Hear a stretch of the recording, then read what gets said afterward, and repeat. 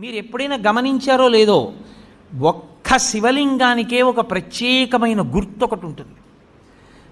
మీరు ఎప్పుడైనా చూడండి, అన్ని శివలింగాల మీద ఉండదు అలాగా. మీరు కొన్ని కొన్ని శివాలయాల్లోకి వెళ్ళినప్పుడు శివలింగం దగ్గరికి వెళితే దాని మీద కొన్ని గీతలు ఉంటాయి ఇలాగా. అది ఏమిటో తెలుసా గీత? అలా గీత ఎందుకు ఉంటుందో తెలుసా ఎవరికైనా? అలా గీత ఉంటే దాన్ని బ్రహ్మసూత్రము అని పిలుస్తారు. అలా గీత ఉంది అంటే నీ అదృష్టం పండి నువ్వు అక్కడికి వెళ్ళావని గుర్తు.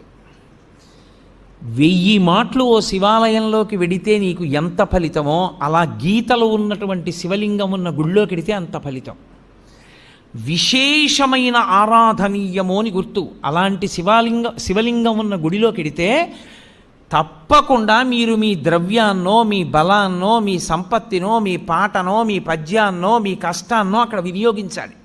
శివలింగం మీద గీతలు కనపడ్డాయనుకోండి, బ్రహ్మసూత్రం ఉందనుకోండి, బయటికి వచ్చి కాళహస్తీశ్వర శతకంలో 2 పద్యాలు చదవాలి.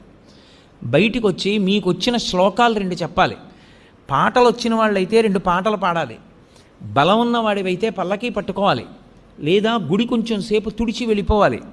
నీ దగ్గర డబ్బున్నవాడివైతే వెంటనే ఆ శివాలయంలో నువ్వు 100 రూపాయలు ఖర్చు పెట్టేవాడివి, బ్రహ్మసూత్రం ఉన్న శివలింగం ఉంటే 1000 రూపాయలు ఖర్చు పెట్టాలి.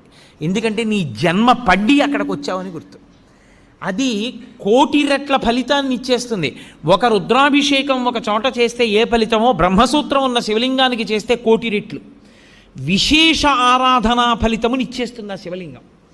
అలా ఇవ్వగలిగిన శివలింగం అని గుర్తు చెప్పడానికి వచ్చిన వాళ్ళకి బ్రహ్మసూత్రం ఉంటుంది దాని మీద. అది చెక్కినప్పుడే ఆ బ్రహ్మసూత్రం చెక్కుతారు. బ్రహ్మసూత్రం ఉన్నది మీకు పరాకు చెప్పినట్టు శివలింగం మీద జాగ్రత్తగా ఉండు మీద ఉంటుంది బ్రహ్మసూత్రం. నేను ఎన్నో దేవాలయాల్లో చూసా బ్రహ్మసూత్రం ఉన్న శివలింగాల్ని. బ్రహ్మసూత్రం ఉన్నది మీ అదృష్టం పండిపోయిందని గుర్తు. మీరు అక్కడికి వెళ్ళి అపచారం చేసినా అంతే, 1,000,000 రెట్లే. మీరు అక్కడికి వెళ్ళి ఏమీ చేయలేదు, కూర్చొని శివ శివ శివ శివ అనుకుని వచ్చేశారు.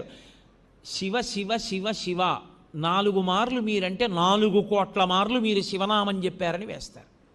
బ్రహ్మసూత్రం ఉన్న దేవాలయంలో ఏది చేసినా ఇంటూ 1,000,000 అని గుర్తు. నేను మాటకంటున్నాను, దానికి లెక్క లేదు అసలు. విశేష అని శైవాగమం అంత గొప్పది బ్రహ్మసూత్రం ఉన్నది. అందుకే శివాలయంలోనే 2 సూత్రాలు ఉంటాయి, సోమసూత్రము బ్రహ్మసూత్రం.